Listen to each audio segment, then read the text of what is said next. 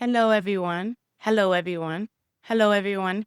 In this video, I want to share with you what are some fees. In this video, I would love to share with you what are some common fees that you should be aware of when you're starting your in 2025. Hello. In this video, I want to share with you what are some common fees that you should be aware of if you're starting an Amazon FBA business. Please keep watching. Starting an FBA business in 2025. And these are important fees to be aware of because they can really cut into your budget and reduce your overall net profit. So if you're interested in starting an Amazon FBA business, please keep watching. So I'm going to share with you what are the 5 common fees that new Amazon sellers should be aware of. So number 1 is high storage monthly fees. Hi, I'm Geraldine. I'm an entrepreneur, mom of 2, and I've been selling on Amazon FBA private label for the last 3 years. And throughout this journey, I've made so many mistakes, and I want to share all of them with you so that you can make an informed decision of how you will start running your business this year. I'm going to share I'm going to share with you what are the 5 common fees that new Amazon sellers should be aware of. Number 1 are high storage fees. So these monthly storage fees are charged by cubic square foot, and they get particularly expensive in Q4. So the months of October, November, and December. Manage them by keeping track of your inventory levels and also remove slow moving stock.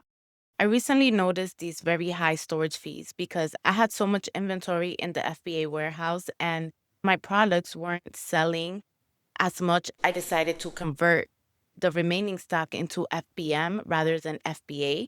So, like that, I can fulfill those slow moving SKUs on my own, and I could avoid all of the fees that are being charged by Amazon on top of the pick, pack, and shipping fees that they already charge me. Refund administration fees are fees that you really need to watch out for. And I was kind of burned by this because since my product is very design led, I do have a very high return rate. And Amazon allows these returns. So, what happens when a customer returns the product is that Amazon keeps a portion of this referral fee. So, if you sell a product for X amount and the customer gets refunded, you're not going to be refunded the full amount. So, you have to take that into consideration. A way that you can avoid this is to always optimize your listings.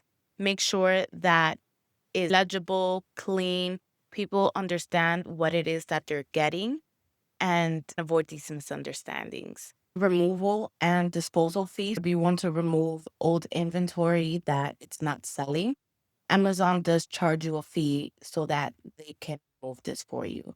And the fee is usually between 20 to 60 cents per unit.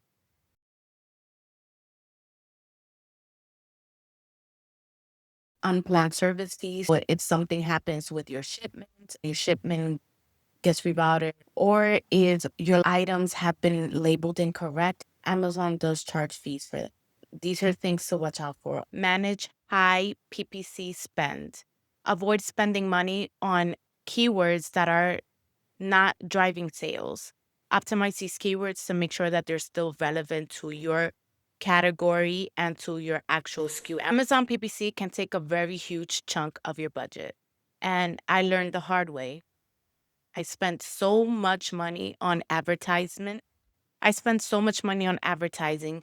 Of course, sometimes it's inevitable because it takes a lot of testing, trial and error, but try to minimize it as much as possible. So, some tips that I can offer you to avoid or reduce these fees is you can always start with BM, fulfilled by merchant, and fulfill your own orders so that you can the waters and see what is the sales velocity and the demand for your product. Calculate your profitability using the FBA calculator. It's not always exact because there are so many fees that you need to take into account that the calculator won't necessarily spit off for you. But that's a starting point. Use a third, instead of using the FBA warehouse, use a 3PL company so that the 3PL warehouse can pack and ship products instead of Amazon handling all of that for you. 3PL warehouses are usually less expensive, so research has to be done. Especially, and this is useful, especially if you're shipping large quantities. But if you're shipping small quantities, or you know, and a 3PL warehouse may not be necessary. And also make sure that you have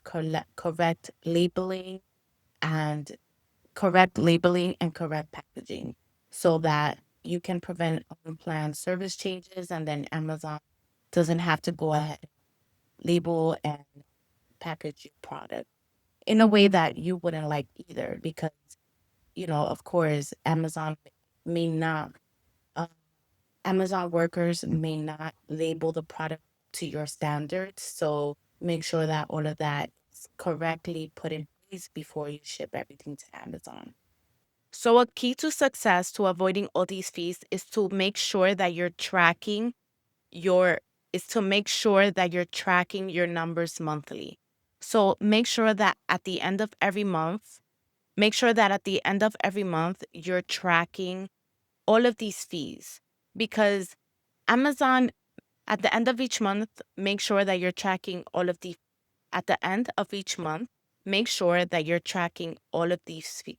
At the end of the at the end of each month, make sure that you're tracking all of these fees so that you can minimize the amount of money that you're investing into Amazon unknowingly. And I put together a printable PDF for you so that you can keep track of all of these fees, and you can have everything in one place. Because I know at the end of each month, make sure that you're tracking all of these fees. At the end of the at the end of each month, make sure that you're tracking all of these fees so that you can minimize the amount of money that you're investing into Amazon unknowingly. In another I'm going to record another video where I'm going to break down these fees and let you know the exact dollar amount. So if you like these kind of videos, please give me a like and subscribe to my channel so that I can continue recording these videos for you. If you like these kind of videos, please give me a like, comment, and let me know what else you would like to see in the comment section. I love being able to roll out these videos for you. So until the next one, bye-bye. Until the next one, bye. If you love these type of videos, please give me a like, subscribe to my channel, and ask me any questions below. I love preparing these videos for you, and I want to be able to help you as much as I can. I want to be able to help as much as I can. So I would love to be able to help as much as possible. So please like and subscribe, and I'll see you in the next one. Bye.